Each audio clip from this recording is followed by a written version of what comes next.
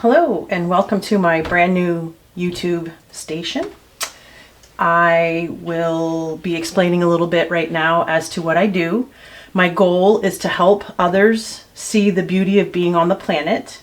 I do it through what I call spiritual art drawings. I sit in meditation. I ask to be shown images, symbols, that kind of stuff. That tend to build or expand. Sometimes Spirit shows me a little section first so that I don't get overwhelmed. Some of the images they show me can be very intricate and detailed, and despite having gone to art school and getting an art degree, sometimes they're beyond my skill set. So I ask to see things in small sections, and I try to interpret the images that I'm receiving from Spirit. And I sit in intention, in meditation, either for a person this time, or these videos will be for a general read for the different astrological signs. I really don't know much about that topic at all, other than we each have a sign, you know, and we kind of fit in it, and it describes our personalities and stuff according to things. But that's not what these videos are for. Anyway, each picture is very different. These are just two examples that I have here today. This one I actually, majority of the time I'm drawing in colored pencils, and these, for instance, are watercolor pencils. This one I did not paint, and this one I did go in and add the water and make it more of a paint substance. So stay tuned for your section.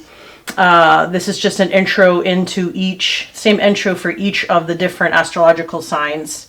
They may not always fit with you, but that is my intention, that you are able to pull a saying or a sentence or something from it as a lesson for you, or a healing or help or something. This is a reading for Sagittarius for September 2020. Not to say necessarily that this is what will happen in September. September's just kind of the energy that I'm focusing on. This is fluid. It could be coming into you in the future, or it's already happened and we're just kind of nodding it and acknowledging it at the time. So immediately I actually have, I don't have it near me, but I have another drawing where I got a flower like this. I want to call it the lotus. I think it's like 100-petal lotus is what is coming to my mind. Although there's 1, 2, 3, 4, 5. So you may want to look up 5 if you're into numerology, because I see 5 bands here in the flower. You may be drawn to Buddha, Buddhism. I'm just mentioning some things here. Now let me see. Okay, I get some third eye work here, that there's just some lovely groundingness coming in through spirituality and meditation for you, perhaps getting stronger. I see the need for, or it's a confirmation of, you balancing your heart with your third eye, where you're looking for information or to create your life and events. It is either that you have already seen it through your third eye, or you could turn towards meditation and seeing events in your third eye to bring these events into your heart energy. And what I see when these two are, you're following your heart, you're looking to creative inspiration through your third eye and meditation. You're balancing your heart, you know, following your heart. You know, I just see this kind of as a, not quite a back and forth as I'm showing it, but a melding energy that creates its own positive grounding energy. Look how soft it is. It's not like a vibrant red like the root chakra, which is grounding, but it's a soft red, almost into a pink. But it looks like it is completely vital to your advancement, your evolution, your evolvement, perhaps your enlightenment. And it creates its own light. I'm trying to get a further example. So I have 2 lamps on the table and a candle, and they are energy that comes in, and they light, but I have to plug them in or light them. It has, its energy in here. This is showing me that it has its own energy, its own never ending, always glowing energy. More like you're not shoveling coal into the furnace to make the energy happen, because that's work on your behalf to make the energy, the light, the heat come from there. This is just from your practice, just from your heart and your combination of trying to see the divine come in through your third eye, that this creates its own light, its own ever beaming light, for lack of better words. That you don't have to feed other than your practice. This can also come from, don't let me just say meditation, but like, yoga, there's moments where you do the meditation at the end. I find the practice of yoga, actually, the releasing of, when you're in the stretches and you're releasing blocks and stuff from the body to allow you to meditate more. But I get a lot of visual information in my mind's eye, just from the practice of. So it's I have a friend, and myself, I would say as well, that sometimes always look at, well, it wasn't this, like in the last year I've noticed I sit and try to meditate. Sometimes I have a purpose or a declaration in the meditation, and sometimes it's like that is a declaration as well. I just want to de-stress or whatever else. I have lots of learning to do in the transcendental meditation. Does not come easily to me. I hear that us as a people in this part of the world do better with guided meditation, with exceptions, of course, and the other part of the world does more of a transcendental meditation, which I am practicing. But the point is, many times I come out of the meditation and I'm like, I don't remember much. I didn't see much, whatever. And I know I've done there was a beautiful 21-day meditation experience with Deepak Chopra on the internet. And I've done, 3 rounds of it or something. And they are structured, but in the structure, they are more transcendental, where the music just goes and you just kind of take off.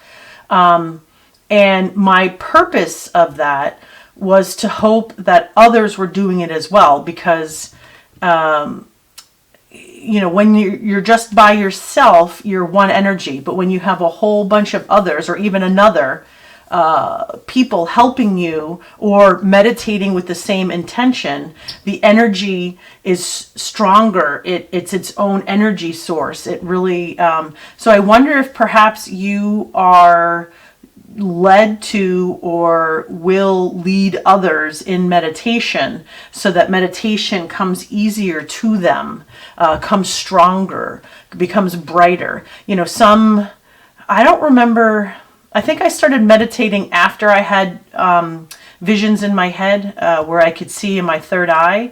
I studied photography in school, and sometimes I would I would drive somewhere and pass a spot, and in my head it was like it was almost like I took a picture in my brain, and then I would come back and take the picture. So I had visions going through my head a little bit before meditation. Others, however, I did sit and teach a group of artists, and some of them just saw black. And I tried to tell them ahead of time, it's not about seeing. You might feel something, you might smell something, you might remember something, and that's as good as seeing. And in the beginning, some don't see. And if they were in more of a group setting, working together with you, the person leading, they may come to the vision or their information quicker than if they were to sit in the dark by themselves for decades. So that's something that's coming. I do want to look up, I have this Mary Summer Rain's Guide to Dream Symbols. And it's my understanding that we think we're in reality, but we're really in the dreamscape. And the reality is when we're completely clear of our issues. And I don't think this talks about that at all. This doesn't even really feel too earthy to me. It doesn't talk about, like some of my other readings are talking about blocks and issues and things we're clearing. This feels like it's completely spiritual realm and bringing heaven on earth. The heart is the balance between the spiritual chakras and the human or earthly chakras, represented here by the green chakra, heart energy. And this to me just says all spiritual. Even though this I said was very grounding, it's still of a higher color, a higher vibration, more like a rose water. If there's some sort of chart, I sure don't remember the details, but they kind of rate energy wise from lowest energy to highest energy. And low energy would be like canned vegetables. And a high energy, one of the highest, is rose, which is what I get from this. This is of the highest energy possible. So that might be representational of bringing spirit onto earth. And that's our overall goal, is grounding the heavens to the earth and raising the earth to the heavens and living in both on the planet. So it's not like we die and go off or we're here. It's not just two-sided. They can live and be in the earth at the same time.